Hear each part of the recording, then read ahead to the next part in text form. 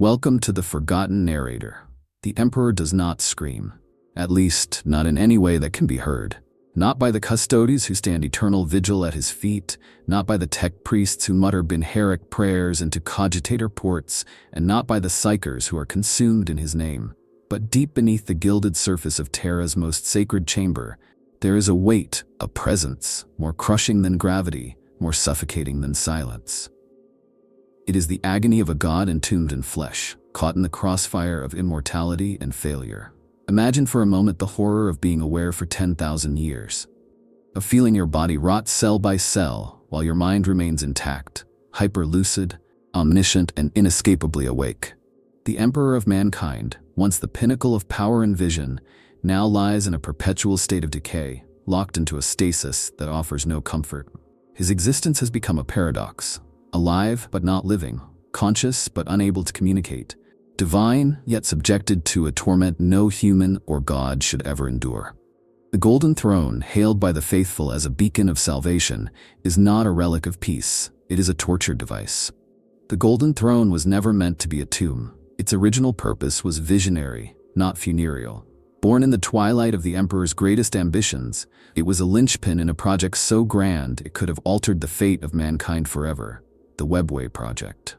The Emperor, in his unmatched brilliance, sought to carve a path through the immaterium not by traversing its chaotic tides, but by avoiding them entirely. A human webway, sealed and pure, would have broken the chains of warp dependence, severing humanity's reliance on psychers and the dangerous rituals of warp travel. It was a dream of safe expansion, of empire without demonic risk. And to power this dream, he constructed the Golden Throne. It was not gold when it began. It was wires, psi lattices, adamantium matrices, radiant crystals older than any known civilization. It pulsed with energy from the first moment it was activated. Not dark energy, not demonic, but something stranger.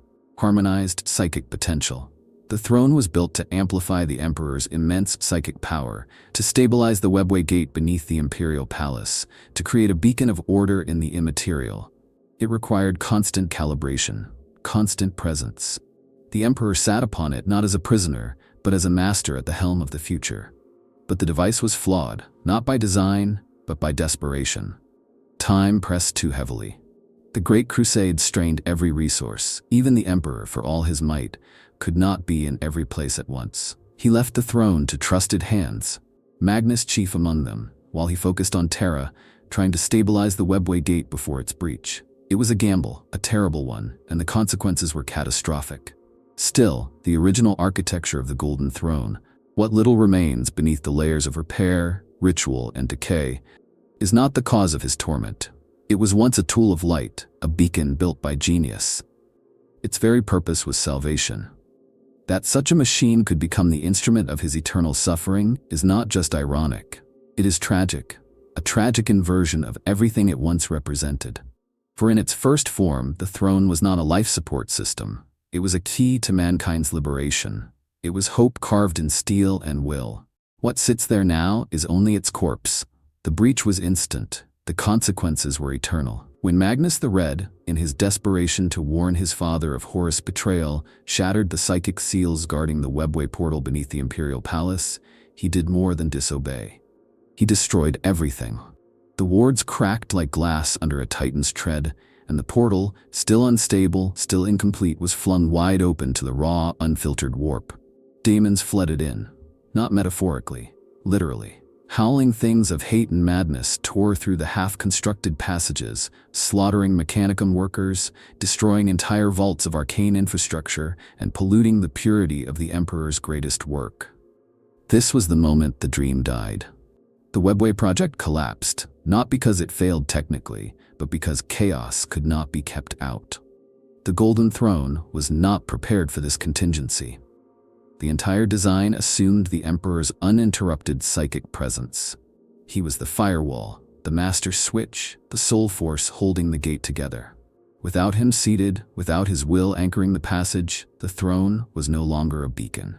It became a gateway. And that gateway led to hell.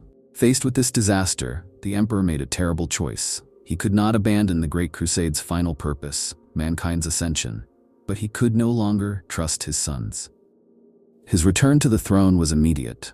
The emperor sacrificed his autonomy, his mobility, and ultimately his flesh to close the gate, hold back the demons, and seal the wound. It was a battle not of minutes or hours, but of sustained, reality-warping conflict. One against the immaterium, one against eternity. The emperor fought not as a general, but as a dam against the storm, and he won, at a cost that makes even the heresy pale in comparison. What was once an instrument of control became a cage. In those frantic moments, the throne was rewired, repurposed, reforged into something it was never meant to be: a soulbinder, a psychic Iron Maiden. Every circuit was turned against him, every lattice became a tether, every interface an anchor to reality. The throne ceased to be a machine, it became a battlefield. When the siege of Terra came, the emperor was already dying. By the time Horus reached the Sanctum Imperialis, he was already fused to the throne in a way no magos could reverse. His body burned out from channeling energies no being should ever wield, his soul tethered to the materium by threads of agonizing will. And when he struck down Horus, when that last psychic scream tore through the galaxy, the emperor was already broken. It wasn't just his body that was destroyed, it was his self. The moment Magnus breached the portal, the clock began ticking. The heresy didn't kill the emperor. It merely finalized the death sentence written the day the Golden Throne became a prison. Every second since has been a borrowed breath, bought with pain, silence, and sacrifice.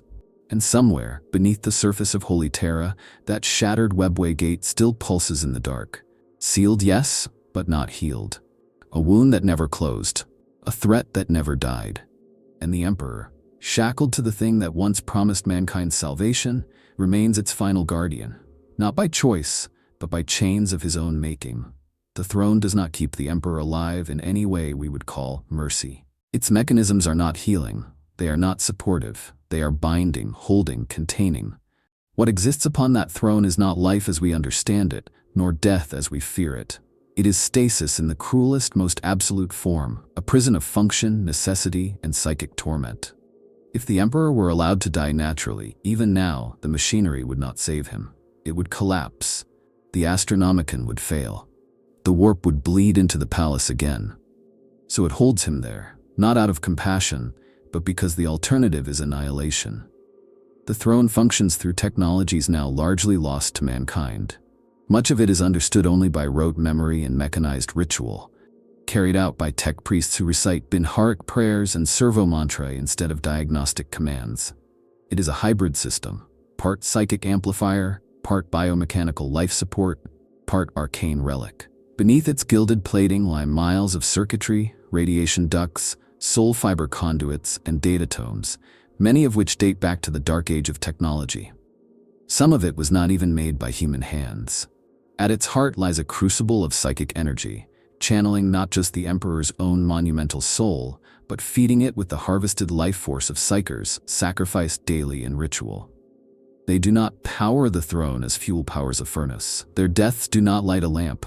Their agony is not metaphorical. It is transmuted, pain into energy, soul into signal. The Emperor's withering body rests at the eye of this psychic maelstrom, absorbing that torrent just to remain coherent enough to function. And that is the word function. Not live. Function. Every second, the throne monitors vital signs that no longer mean what they used to. It regulates heart rhythms that have no rhythm. It keeps neural activity burning in a mind that is too vast, too broken, too splintered to fit our terms of awake. A multitude of servitors constantly feed nutrient fluid through tubes, filter waste from flesh, flush out necrotic tissue. Even the decay is ritualized. His skin rots in a controlled way, his blood thickens at a stable pace, his muscles atrophy according to sacred metrics. Any deviation is corrected, violently if necessary, through sudden jolts of energy or psychic surges that send tremors through the entire sanctum. Yet it is his soul that bears the weight, not his flesh. The throne's deepest function is to act as a gatekeeper of sorts, a node through which the Emperor's psychic presence is projected across the galaxy. This projection is the Astronomicon, the guiding light of the Imperium. It is a fire that must not flicker, a lighthouse for ships that would otherwise be lost to the warp. And that fire is fed by his agony. The Emperor cannot rest, he cannot dream. He is not allowed the luxury of sleep or even the simple silence of a quiet mind. The throne refuses it. It stimulates him, draws him back from the brink whenever his mind begins to drift too far. It recaptures the soul like a hunter netting prey. It brings him to the edge of consciousness, not so that he may speak, but so that he may serve. This is the great irony. A god bound to a chair, not as a king upon a throne, but as a battery, a linchpin, a node of unbearable necessity. The most powerful being in human history, reduced to a function, irreplaceable, immeasurable, but utterly devoid of peace. And still he endures, because he must. Because if he stops, we all burn. There are no nerves left in his body that have not screamed. Not one cell untouched by fire. Not one psychic receptor unscarred by the eternal scream of a billion dying souls. The Emperor's agony is not some poetic metaphor. It is not the quiet torment of a still mind in a rotting shell. It is unfiltered, systemic, and excruciating beyond human comprehension. And it never ends. The Golden Throne doesn't dull pain, it amplifies it. It doesn't sedate, it awakens. The Emperor is kept in a state of eternal feedback, where every moment of suffering feeds into the next, a perfect cycle of psychic torture. This is no accident. The mechanisms of the throne were not originally designed to sustain a dying god, but when necessity rewrote its purpose, the system adapted with monstrous efficiency. The feedback loop is self-perpetuating. Every second of pain triggers a series of reactions within the throne's arcane neural lattice, which in turn stimulates the Emperor's psychic centers to keep his presence coherent. The clearer he remains, the stronger the Astronomicon. But the clearer he remains, the more he suffers. It is the most brutal of equations. Clarity equals agony. Worse still, the Emperor is not alone in this experience. Each day, 1,000 psychers are sacrificed into the throne's soul engines. Their deaths are not clean. They are not quick. They are infused into the Emperor's consciousness, their fear, their confusion, their final moments layered onto his own awareness. It's not simply that he feels them die. He remembers them dying. Over and over again, their last thoughts, their shattered minds, the impressions of their entire lives compressed into brief, unbearable flashes. These become part of him. It is possible, some whisper in terrified tones, that he knows each of them, that in those final seconds he sees their truths, their sins, their hopes, their regrets. Imagine the weight of that. Thousands every day. Millions across millennia. All burned into the soul of a being already fractured by guilt, betrayal, and impossible expectation. There are no boundaries left between his pain and the pain of humanity. He is not merely suffering. He is suffering as us. And then there are the echoes. The Golden Throne, in its corruption, has become more than a machine. It has become a psychic beacon, a prison that leaks. Whispers have reached the Black Library. Some say the throne sings, that within its energy fields there is a resonance pattern that mirrors ancient war cries, screams of the heresy, even the voices of primarchs long dead. Others believe it does more than sing. They believe the throne broadcasts, that the Emperor's pain is not contained within Terra, but sent outward, felt faintly by psychers across the Imperium in moments of unexplained terror or sorrow. Perhaps this is how he maintains the Astronomicon. Perhaps pain is the only frequency strong enough to light the stars. No known human body could endure this. No baseline mind could remain intact. And so there are theories, some heretical, others desperate, that the Emperor is no longer a single self, that the throne, in preserving him, has divided him. Each interface, each neuropsionic relay, links to a fragment of consciousness, and those fragments act like facets of a shattered crystal, reflecting suffering back and forth between them endlessly. A mind multiplied, distributed through agony. He is not screaming because he cannot. He is screaming because he always is. No prayer dulls the pain. No hymn redeems the horror. What remains of the Emperor on the Golden Throne is a god trapped in a loop of torment so absolute that it defines the Imperium's reality. His pain is not the cost of humanity's survival. It is its foundation. The Emperor is the sun that never sets. A blazing, unmoving eye of psychic power burning from beneath the crust of Terra, pouring its light across the galaxy in a stream of unyielding agony. This is the Astronomicon, the beacon that guides humanity's ships through the howling madness of the warp. But the light is not a gentle one. It is not warm. It is not kind. It is pain, concentrated and focused, the raw emission of the Emperor's broken soul through the tortured frame of the Golden Throne. The throne has become a psychic anchor, the single most important node in the entire galaxy. It binds not just the Emperor to life, but reality to order. In a universe where gods devour thoughts and stars are swallowed by madness, the Emperor's soul, still vast, still powerful, is the only constant, keeping the Imperium from being consumed entirely. The throne focuses that soul like a lens. It sends out a pulse, a frequency, a metaphysical scream that pushes back against the tides of chaos. But that act of anchoring comes at a cost. Every second, the throne must hold fast against not just entropy, but the warp itself. The Immaterium does not sleep, it watches, it claws at the cracks. Daemons are drawn to the throne like carrion to blood, not physically, but psychically. They gather at the borders of reality, pressing against the veil. The throne keeps them at bay. The Emperor keeps them at bay. But the strain of this eternal vigilance twists even the machine. It groans, it cracks. Entire sections have collapsed over the centuries, only to be patched together by desperate tech priests using rites long divorced from understanding. To stabilize the Astronomicon, the Emperor must remain in perfect agony. Too much clarity and his mind may shatter, too little and the signal fails.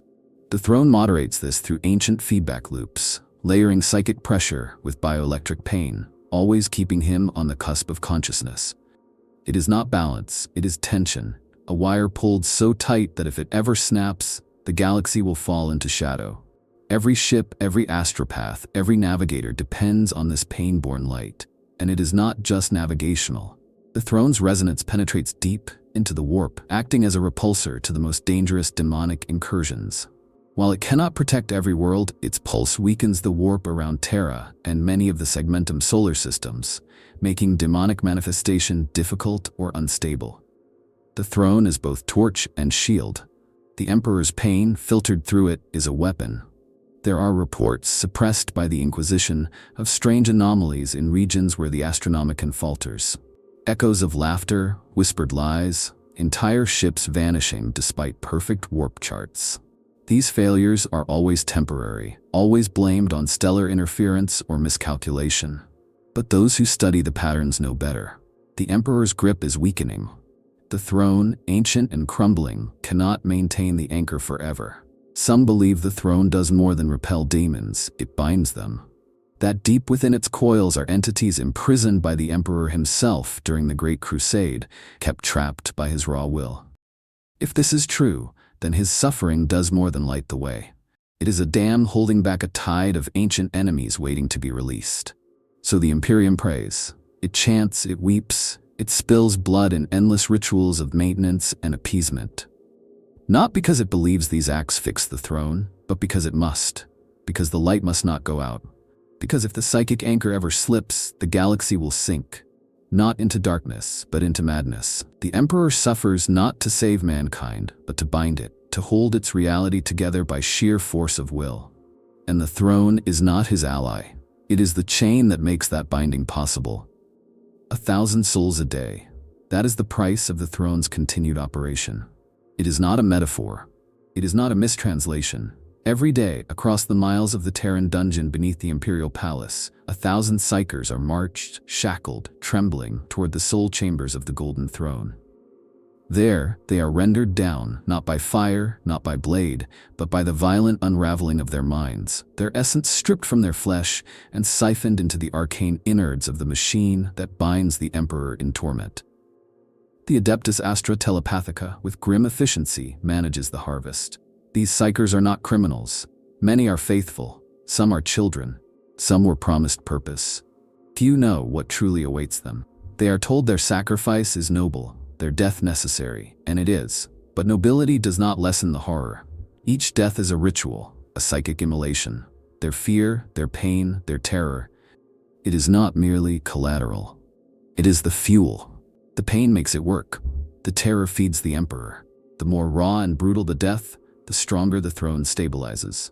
The mechanicists do not deny this. The priests of Mars, who maintain the throne's semi-functional interfaces, speak of soul pressure, of psi-reactive catalysts, terms that disguise atrocity in the language of machine logic. But even they understand what happens. Each of the 1,000 psychers is consumed, their soul essence directed through pain engines into the Emperor's core consciousness. There, their agony intermingles with his own, layering into the lattice of suffering that powers the Astronomicon and keeps the God-Emperor coherent. Imagine that. 1,000 deaths, 1,000 final thoughts, 1,000 minds screaming their last breath, every day. No rest, no break, no end. The scale of this atrocity is almost impossible to fathom. In a century, over 30 million psychers are fed into the throne. In 10,000 years, trillions. And yet the Imperium never runs dry. Worlds across the galaxy are scoured for new psychers. Black ships travel the stars with silent dread, rounding up the gifted for the sake of the Imperium's survival. Most are never seen again. The ones who resist are sedated, the ones who cry are silenced, and the few who understand what awaits them as they are marched into the Emperor's shadow, they break long before their soul is taken. Some whisper that the Emperor feels each of them, that their terror lashes across his awareness, that in his decaying consciousness he knows their names, that he remembers them. If this is true, then his agony is multiplied far beyond what we can grasp. He does not suffer alone, he suffers as all of them. Carried within him are the last dying thoughts of psychers long forgotten. Their minds do not vanish, they are absorbed. And then there is the ritual itself. It is not simple. The process has become sacred, a dance of precision and pain managed by tech priests who do not weep and custodes who do not speak. It is carried out in silence, broken only by the screams of the sacrificed. No one speaks of it publicly. No imperial citizen is told the truth. The Inquisition ensures that knowledge of this process remains sealed. To know it is to risk despair. To speak of it is heresy. Yet without it, the Imperium dies. This is the moral wound at the heart of mankind's empire. Its very survival is bought with blood, not on the battlefield, but in ritual murder. And not just any blood, but the minds of humanity's most vulnerable, their souls devoured by the machine that feeds on fear. The Emperor did not ask for this, but it happens in his name, every single day. And still, the throne demands more. As it decays, as its functions fail, more psychers are required. Some days the number rises above 1,000, sometimes 2. Soon it may be more. The pain of the Emperor is matched only by the pain of those who feed him. It is a symphony of suffering with no conductor, no mercy, and no end. The Emperor hasn't spoken in 10,000 years. Not a single word, not a whisper, not a sigh, not a flicker of voice transmitted through the psychic tides. He who once commanded fleets with a thought and silenced rebellion with a glance, now exists in silence, so profound that even his most faithful fear it. The Golden Throne sustains his presence, projects his agony, fuels the Astronomicon, but it does not carry his voice. Whatever remains of him is mute, buried beneath pain and the crushing pressure of eternity. This silence is not passive, it is a force in itself. In the throne room, beneath the vaulted golden arches of the inner sanctum, the stillness is a living thing. The Custodes who stand beside the throne, eternal, unyielding, speak of it without speaking. They call it the sacred stillness, not as poetry, but as warning. The silence is not absence, it is presence, heavy, palpable. It presses down on the soul. Visitors, those rare few granted audience, have fallen to their knees the moment they enter, weeping, not from awe, but from the suffocating knowledge that something terrible is watching, yet saying nothing. Why doesn't he speak? Some believe he cannot, that the trauma of the heresy, the collapse of the webway, the destruction of his physical form, and the infinite pressure of the throne have burned away the faculties necessary to form language. His brain, after all, is no longer what it was. Its tissue is decayed, its signals rerouted through arcane machinery, its consciousness diffused across multiple points of psychic contact. It is possible, horrifyingly possible, that the Emperor no longer remembers how to speak. That language, that cornerstone of human interaction, has been lost to the being that once created it.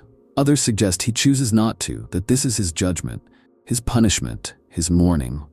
That the Emperor, in witnessing the endless suffering of humanity, the collapse of his grand vision, the corruption of his sons, and the failure of his utopia, has simply refused to participate any longer. He could speak, but to what end? What would he say to the broken Imperium that kills in his name and butchers the innocent to keep a failing empire running? What words could matter in the face of such ruin? There are theories, dark ones, that claim he is speaking, but not in ways we understand. that his thoughts ripple through the warp as incomprehensible pulses of will, shaping events subtly, without words or direct commands. Some point to strange prophetic dreams among certain psychers, some to moments of inspiration among saints and martyrs. These are called emperor echoes, fragments of divine thought breaking through the crust of silence. But even these are rare, unpredictable, and always filtered through human minds too fragile to bear their weight. And there are others, far more sinister, who claim that what sits on the golden throne is not silent because it is unable or unwilling, but because it is no longer the emperor at all. That his soul, fragmented and bled dry over millennia, has dissolved into something else, something primal, something beyond communication. That the throne does not hold a man or even a god but a presence, furious, blind, and alien. That to speak now would be to unleash madness, that the silence is a mercy. Yet even in this stillness, humanity continues to beg for words. Each day billions pray for guidance, for a whisper, for a sign. They look to the Astronomicon and mistake its burning pain for a voice. They light candles and recite litanies and scream into the void, hoping he hears. And perhaps he does. But he does not answer. The emperor's silence is not just absence. It is the greatest unanswered question in human history. It haunts every saint, every inquisitor, every cardinal and high lord. It looms over the ecclesiarchy's sermons and over the Mechanicus's rituals. It is a silence that commands more than a voice ever could. A silence that will never break. The Mechanicus call it a machine of divine complexity. The Adeptus Custodes refer to it as the reliquary of suffering. But behind the sacred names and whispered reverence lies an undeniable truth. The golden throne is collapsing. Not all at once, not in some apocalyptic explosion, but in the slow, grinding decay of time, ignorance, and holy terror. It is a device that has long surpassed the comprehension of its caretakers. And in their fear, they have turned from engineers to priests, from mechanics to morticians. The golden throne is ancient in a way that few things in the galaxy are. Constructed during the Unification Wars and refined throughout the early Great Crusade, its core components draw upon technologies from the Dark Age of technology, now lost entirely. Its systems are a hybridization of human ingenuity, warp theory, xenotech, and possibly even pre-Old Knight relic engineering. No one living fully understands how it works. Its maintenance is not performed through logic or design. It is carried out through ritual. Every circuit is anointed with sacred oils. Every relay is blessed. Tech priests perform diagnostic hymns, not tests. The instruction manuals are etched into steel tablets and read aloud in prayer form. When a component begins to fail, it is not repaired, it is placated. When it dies entirely, the Mechanicus sometimes do not remove it. They entomb it, leaving it in place to preserve the sanctity of the original design, layering fresh systems atop old ones like sediment in a tomb. The throne groans beneath its own weight. Psychic harmonics ripple through its circuits like screams through iron bones. Components that should not fail do fail. Power surges shake the foundations of the sanctum. Sometimes, servitors drop dead from exposure to raw psionic feedback.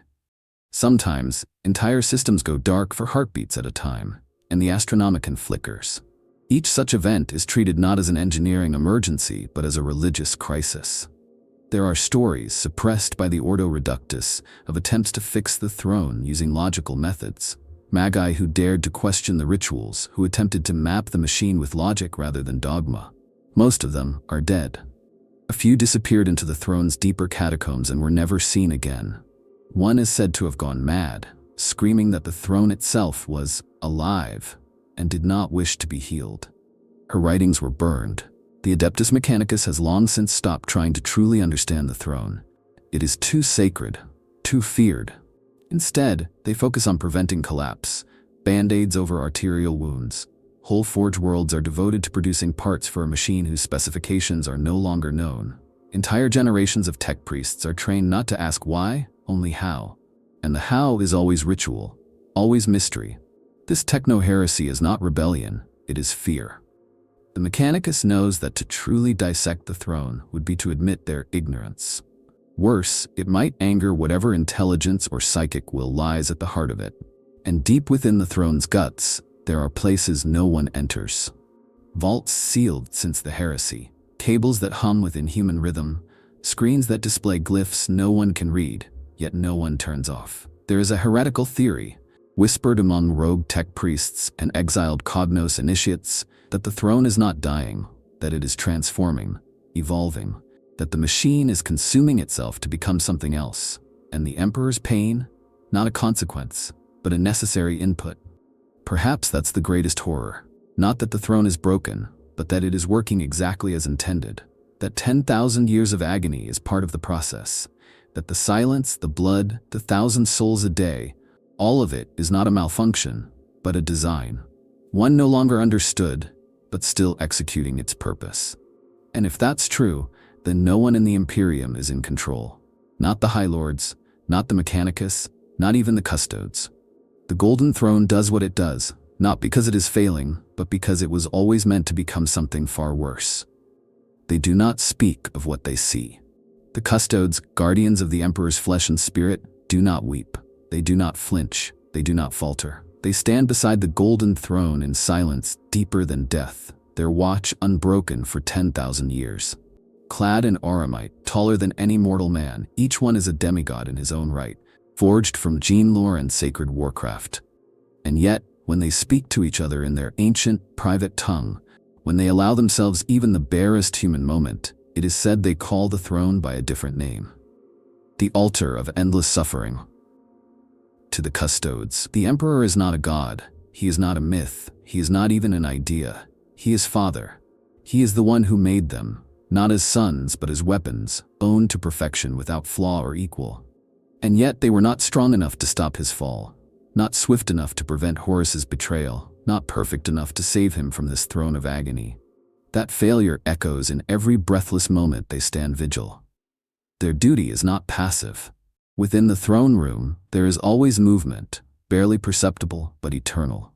Tech priests murmuring binheric data streams, servitors tending to the life support coils, alarms quietly ticking warnings into the air. And the Custodes remain still, like statues carved in gold. But their stillness is a choice, a discipline, a defense against the horror of what they witness. Because they see him. They see the cracks in the Emperor's skin, glowing with unnatural light. They see the twitching of fingers that should be long dead. They see the lightning flash spasms that ripple through muscles turned to ash centuries ago as the throne stabs him back into awareness each time his mind drifts too far. They see the tears that no longer fall, the breath that never moves, the eyes, sunken, scorched, yet impossibly present. And they hear the silence, not the absence of noise, but the pressure of meaning unspoken, the weight of presence that fills every inch of the chamber. Sometimes new Custodes assigned to the throne room, though they are few, speak afterward of strange sensations, memories that aren't theirs, grief that is not their own, the scent of burning roses or the sound of screams far away. They do not ask what it means. They do not need to. Some of them break, not visibly, never outwardly, but there have been Custodes who request permanent reassignment after a century on the throne floor. Others take silent vows of penance, punishing themselves for their impotence. And some few, the most haunted, begin to believe that the Emperor is trying to reach them, that the flickers of psionic turbulence are not random, but messages, cries for help, or worse, warnings. But they say nothing. Even among themselves, the Custodes are silent on such things. Their oaths are deeper than honor. They are the Emperor's shadow, and a shadow does not speak. So they stand. They stand while psychers are sacrificed by the 1,000. They stand while the Astronomicon flickers. They stand while the High Lords squabble above and the Mechanicus mutters rites below. They stand, witnessing their father's eternal crucifixion, and they do not act. Not because they are cowards, because they know what would happen if the throne were abandoned, because they fear what might emerge if the pain ever ended. And so through centuries and cataclysms, they remain, the Custodes of the Golden Throne, guardians of a god they could not save, witnesses to the slow unraveling of divinity, and prisoners, perhaps, of a loyalty deeper than death.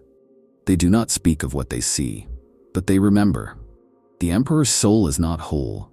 What once burned like a star now flickers like a dying torch, splintered across dimensions, tethered to a corpse by machinery and worship. 10,000 years of pain have not left him unchanged. The being that once walked among men, who led the unification wars, created the Primarchs, defied the gods, and sought to mold mankind into its highest form, that being is fractured. Not dead, not gone, but changed in ways that no one can truly grasp. When the Emperor was struck down by Horus, the psychic shock was immense. Not merely a physical blow, but a metaphysical wound that tore through his soul like a scream through still water. And the act of killing Horus, obliterating his favored son's very essence, required such focused, divine hatred that it consumed the last of his coherence. What remained was placed upon the throne, not by choice, but by desperate necessity. The Custodes carried his body. The Mechanicus reactivated the core. Malcador had already perished in sacrifice, and there was no one left to guide the ritual. His soul should have passed on, but it didn't. The throne caught it, barely. It held on to the scraps of his consciousness, reeling it back from the warp, anchoring it to the material world like hooks dragging meat from water. But what returned was not whole. Parts of the Emperor may have been lost forever in the act. Some believe they roam the warp still, silent echoes in the immaterium. Others claim those fragments became something else, proto-deities of order, of stagnation, of cold purpose. Or perhaps they were consumed by the same chaos gods he despised, torn away in that final moment of vulnerability. The thing on the throne is not the man who built the Imperium, but he is still there. In some form. A flickering presence, lucid at times, dormant at others, sometimes surging with power so immense that it melts servitors and fractures noospheric sensors. These surges are rare and always accompanied by anomalies. Dreams across entire sectors, warp storms parting like curtains, prophets speaking in tongues they never learned. In those moments, the throne becomes a conduit for something far greater than its usual state. There are whispers among the Black Templars, among certain Ordo Malleus Inquisitors, even among forbidden cult Mechanicus sects, that the Emperor is becoming something new. Not merely a soul bound to flesh, but a god in full. The god of mankind, not in title, but in truth. That his pain, his sacrifice, his boundless martyrdom is the final crucible. That the throne, in its agony, is not a prison, but a chrysalis. Is he evolving, or is he dissolving? There is no consensus. Some argue he is ascending, becoming a true warp entity of order and human dominance, shedding the limitations of flesh and individuality. Others say this is heresy, and what the throne preserves is a decaying spirit stretched so thin it barely holds together. There are signs for both. Visions from the Adeptus Sororitas, sudden epiphanies among navigators, unexplained warp harmonics that synchronize with ancient imperial hymns. But just as often, there are gaps, blackouts, periods where even the most powerful psychers cannot feel him at all. Is he slipping or hiding? Some of the Emperor's most devout agents have begun to ask a darker question, one they dare not speak aloud. What happens when he finishes whatever transformation has begun? Will he return to save mankind, or judge it? Or perhaps, worst of all, he will emerge as something no longer human, something that no longer cares. The throne sustains his soul, but it does not define it. What he is becoming, what he has become, remains unseen, for now. But in the silence, in the whispers of the soul-binding machine, in the rituals performed by blind faith, something shifts. The Emperor is not dead. He is not alive. He is becoming. They have tried to fix it, many times, quietly, desperately, in secret. But the Golden Throne defies salvation. It is a machine beyond repair, a relic whose sanctity paralyzes the very hands that seek to mend it. The High Lords of Terra would never admit it, but within the sealed vaults of the palace, entire generations of minds, tech priests, psychers, even radical inquisitors, have devoted themselves to the impossible question. Can the Emperor be saved? They have all failed. The most well-documented attempt, now buried beneath layers of denial and executed witnesses, came in the late 32nd millennium. A magos named Altarion Ravan, having recovered STC fragments from a lost Mechanicum archive on Mars, proposed a theoretical construct, a psychic transfer device that could move the Emperor's soul from the failing throne into a new host. Ravan believed that a body could be created, grown, shaped, perfected, with the genetic memory of the Emperor's original form. The idea was heresy, but desperation dulls even the sharpest dogma. The attempt was sanctioned by the Fabricator General of Mars in secret collaboration with a rogue branch of the Ordo Chronos. The body was grown, the soul chamber constructed, The transfer began, it ended in horror. The moment the link was made, the Astronomicon blacked out. Every navigator in the segmentum solar screamed in agony. The stars vanished. A warp breach occurred not just in space, but within the Imperial Palace itself. Daemons poured into the webway gate beneath Terra, sensing weakness, drawn to the psychic disruption like predators to blood. The Emperor's soul recoiled with such violent force that the surrogate body was obliterated, reduced to atoms by a rejection more psychic than physical. Revan was disintegrated. Mars denied everything. Since then, lesser attempts have occurred, each smaller, each more cautious.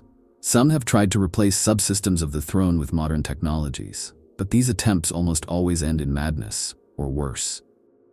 A promising young tech priest named Davrek Ghul once replaced a small soul conduit array with a fabricated analog. Within minutes, the Emperor's body convulsed. The Astronomicon flared and then sputtered. Ghul tore his own eyes out and died screaming that he had seen the end and the beginning, and they were the same. Others have tried psychic methods. A conclave of alpha-level psychers attempted to initiate direct communion with the Emperor's fragmented consciousness in M36. They succeeded, partially. One of them began to speak in the voice of the Emperor. The other 7 died of brain hemorrhages. The speaker declared that mankind was unworthy, that the throne was a test, and that death would be a mercy. Then she exploded. Even the Mechanicus, with all their reluctance, have admitted, if only in private, that the throne is beyond their reach. It is a design no longer compatible with any contemporary interface. Its power sources cannot be replicated. Its language cannot be fully decoded. Every repair made is a guess, guided more by faith than science, and yet they keep trying, because they must, because the alternative is unthinkable. If the Emperor dies, the Astronomicon dies. Warp travel becomes impossible, the Imperium fractures, chaos consumes. It is not idealism that fuels these efforts, it is terror. There are rumors of a final project, deep beneath the Martian crust, a vault called Phaeton Null. Inside, a second throne, a prototype, perhaps even an upgrade, but no one knows if it works. No one dares to test it, because to test it they would have to move him, and so the Emperor remains, locked in place, bound to a device built for another purpose, transformed into his tomb by necessity and fear. Every attempt to release him has only proven how deeply he is intertwined with the machine. The throne is not just a prison, it is part of him now, a vital organ, a limb, a soul furnace. To remove him is to destroy him. To leave him is to let him suffer. There is no answer, only silence and time and pain. There is no rest for a god suspended between moments. The Emperor does not dream, at least not in the way mortals do. He does not sleep, but he is not awake. His mind hovers in a state of brutal awareness, stimulated, tortured, dragged to the surface again and again by the unrelenting stimuli of the Golden Throne. It is a machine built not for comfort, but continuity. It jolts him with psychic feedback when his mind begins to slip. It bathes his neurons in pain to keep him conscious. It tears away any veil of oblivion that might descend. This is the torture of stasis, a condition where time moves, but nothing changes, where thought exists, but action is impossible, where awareness becomes a prison far more cruel than any made of steel. In this twilight state, the Emperor is locked in a never-ending moment. A moment defined by memory, by failure, by war. And it is in this moment that he endures everything humanity has become. For 10,000 years, he has watched. Not through eyes. Those are gone, dried and burned and sealed shut. Not through ears, not through words, but through the raw perception of a psychic god. He sees what passes across the warp. He feels the sins of his children. He senses the betrayals, the heresies, the prayers. He is overwhelmed by them. The throne does not filter, it funnels. Every thought, every psychic signal, every scream from every corner of the Imperium reaches him. It pools inside him like poison. And worst of all, he cannot look away. Every world that burns in his name, every war waged by zealots quoting his teachings, every massacre, every act of blind faith, every heretic torched beneath Aquila banners, he sees it all. The entire Imperium passes before him in an endless procession of blood and fire and devotion. They call it loyalty. They call it worship, but what he sees is madness, and the madness wears his face. What does a god feel when the truth becomes unbearable? There is a theory. Heretical, of course, that the emperor no longer knows the difference between reality and memory. That the trauma of the heresy, of Horus's fall, of the deaths of his sons play on a loop within him. That he experiences the siege of Terra not once, but over and over. That each scream of Magnus, each betrayal of Lorgar, each death of loyal Primarchs, Sanguinius, Ferrus Manus, Gilliman before his return, repeats endlessly in his fractured soul. Others suggest he sees beyond now, that in his stasis he has begun to drift through time, not linearly, but laterally. That he sees what might have been, what could still come, and what will.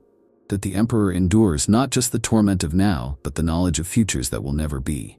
Utopias destroyed, victories undone, the death of the Imperium, the fall of man, and always the dream of what could have been.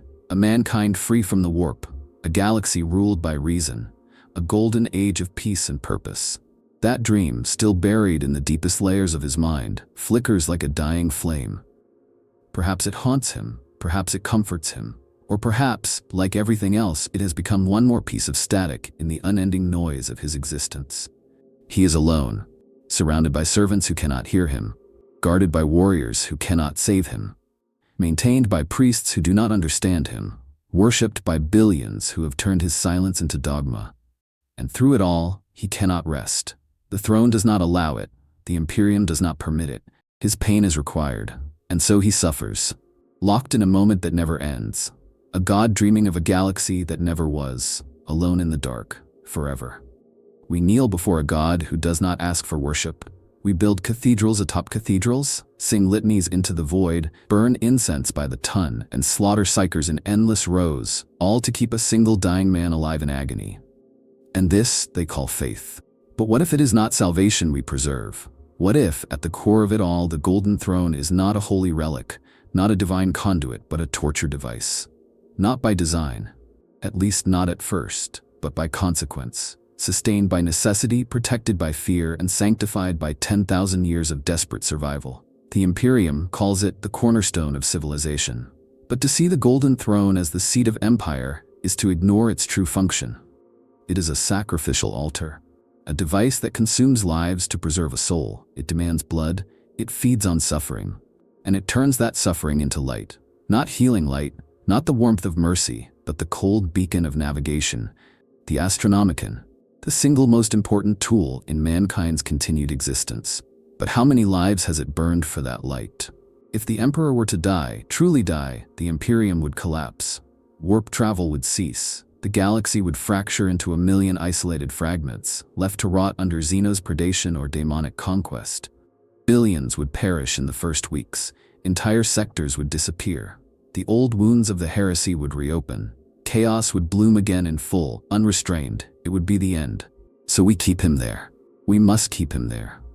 Because his pain is the last defense we have. It is the glue that holds our fragile empire together. It is not that we choose cruelty. It is that we have no choice.